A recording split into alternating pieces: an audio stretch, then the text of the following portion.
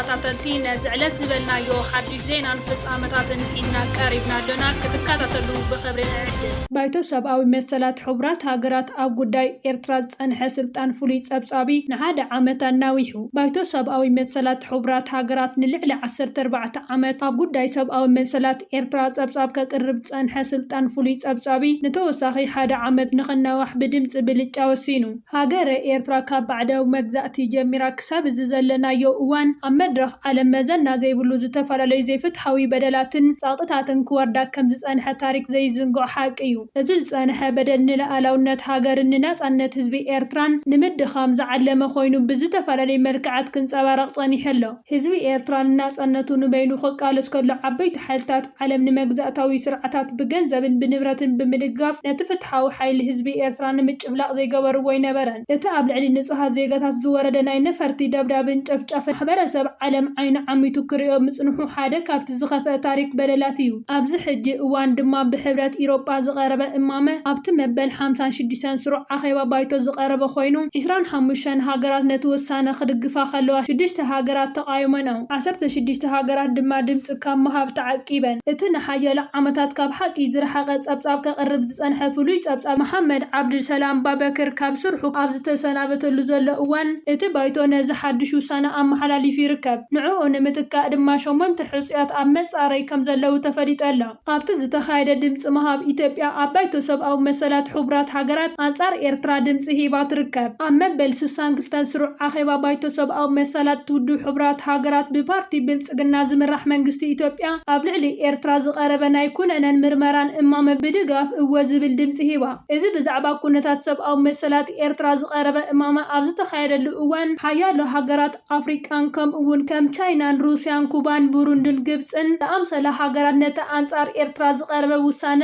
ኣይፋል ብምባልን ክነጽግኦ ወይ ድማ ድምፀን ክዕቅባ ከለዋ ኢትዮጵያ ግና ምስ ምዕራባውያን ሃገራት ብምውጋን ኣንጻር ኤርትራ ድምፂ ሂባ ትርከብ። እዚ ስጉምቲ መንግስቲ ኢትዮጵያ ብሓያሎ ተዓዘብትን ማዕኸናት ዜናን ከም ዓብይ ክሕደት ናይ ፖለቲካዊ ጽልኢ መቐጸልታ ተባሂሉ ተገሊጹ ይርከብ። እዚ ታሪካውን ይቕሬታ ዘይበሃሎን ተባሂሉ ዝተገለጸ ውሳነ ነቲ ኣብ ዞባ ቀርኒ ኣፍሪቃ ክህሉ ትጽቢት ዝግበረሉ ናይ ሓባር ደገፍ ዘፍርስን ኢትዮጵያ ንኤርትራ ብኸመይ ዓይኒ ትጥምታት ከም ዘላ ብንጹር ዘርኢ ምዃኑ ተንተንቲ ፖለቲካ እናገለጹ ይርከቡ። መንግስቲ ኤርትራ ብወገኑ ነዚ መስርሕ ፖለቲካዊ ድፊት ዘለዎ ብምባል ብጽኑዕ ክቃወም ጸኒሑ እዩ። ሚኒስተር ጉዳያት ወጻኢ ኤርትራ ኣቶ ዑስማን ሳልሕ ምስ ዝተፈላለዩ ኣምባሳደራትን ዲፕሎማሰኛታትን ኣብ ዘካየዶ ርክብ እዚ ኣሰራርሓ ንሃገራዊ ጻዕርታት ኤርትራ ኣብ ግምት ዘየእተወን ውጽኢታዊ ዘይኮነን ዲፕሎማስያዊ ጸቕጢ ምዃኑ ገሊጹ ነይሩ። እዚ ውሳነ እዚ ኣብ መንጎ ኤርትራን ባይቶ ሰብኣዊ መሰላት ሕቡራት ሃገራትን ዘሎ ምስሓብ ተወሳኺ ዓመት ክቕጽል ምዃኑ ዘርኢ እዩ።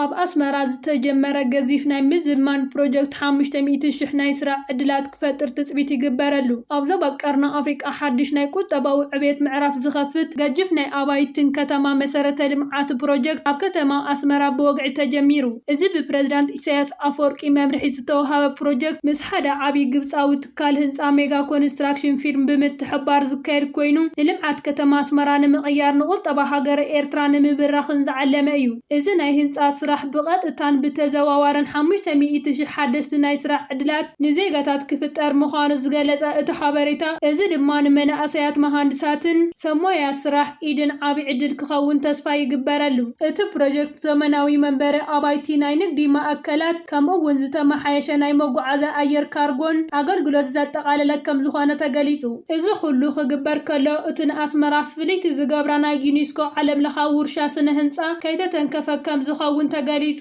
እዚ ስራሕ እዚ ውሽጣዊ ኢንዱስትሪታት ኤርትራ ከም ፋብሪካ ሲሚንቶ ሕጡብ ከምኡ እውን ዘፈር መጓዓዝያ መከፋፈሊ ኣቑሑትን ዓብይ ናይ ዕዳጋ ዕድል ከም ዝፈጥር ይግለጽ። እዚ ኣብ መንጎ ኤርትራን ግብፅን ዝተመስረተ ስትራቴጂካዊ ምሕዝነት ኣብ ቁጠባ ጥራይ ዝተሓፀረ ዘይኮነስ ኣብ ጸጥታ ቀይሕ ባሕርን ዘባዊ መረጋእን ዘተኮረ እዩ። ሚኒስተር ጉዳያት ወጻኢ ክልቲአን ሃገራት ኣብ ቀረባ ግዜ ብምርኻብ ኣብዞም ጉዳያት ተማይጦም ከም ዝነበሩ ይዝከር። እዚ ገዚፍ ናይ ልምዓት ስራሕ በቲ ኤርትራ ዘለዎ ሃብቲ ማዕድናት ብፍላይ ድማ ፖታሽ ዝድገፍ ኮይኑ እቲ ሃብቲ ንውሽጣዊ መሰረተ ልምዓት ሃገር ንምህናጽ ይውዕል ከም ዘሎ ተገሊጹ ኣብ ወጻኢ ዝነብሩ ኤርትራውያን ዲያስፖራ እውን ኣብዚ ሓድሽ ናይ ምዕባለ ጉዕዞ ክሳተፉ ወፍሪ ክግበር ዓብይ ተስፋ ተነቢሩሎም ይርከብ እዚ ፕሮጀክት እዚ ንኣስመራ ጥራይ ዘይኮነ ንመላእ ዞባ ቀርኒ ኣፍሪቃ ሓድሽ ናይ ተስፋ ብርሃን ከም ዝኾነ ተንተንቲ ይገልጹ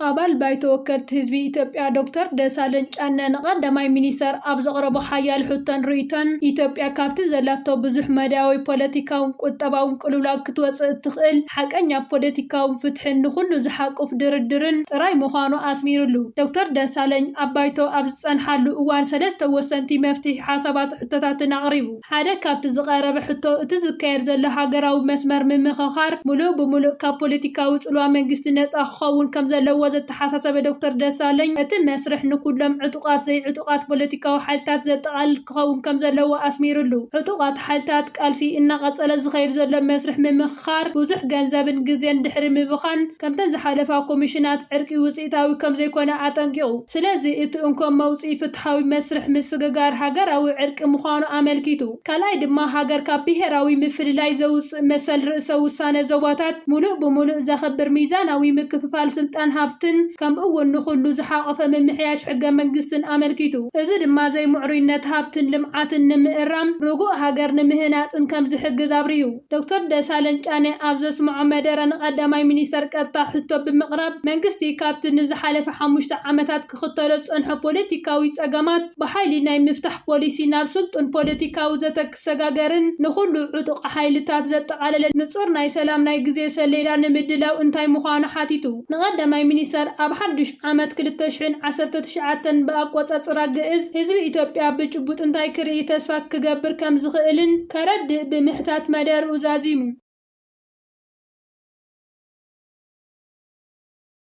ዩክሬን ንደብዳብ ሩስያ ንምክልኻል ከቢድ ሕጽረት ጸረ ሚሳኤል ኣጋጢምዋ ከም ዘሎ ሓይሊ ኣየር እታ ሃገር ኣጠንቂቑ ፕረዚዳንት ቮሎዲሚር ዘለንስኪ ብወገኑ ብዙሓት ሃገራት ኣብ ዝሰሙን እዚ ኣብ ዘካየደኦ ዋዕላ ተሪር ውሳነ ክወስዳ ተማሓፂነ ኣሎ ሩስያ ብሰንበት ኣብ ዘካየደቶ መጥቃዕቲ 15 ድሕሪ ምቕታሎም ኪየቭ ነቲ ምሕጽንታ ኣቕሪባ ዘላ ሞስኮ ኣብቲ መጥቃዕቲ 68 ሚሳኤላትን 351 ድሮናትን ከም ዝተጠቐመት ሰመዚ ሓቢሮም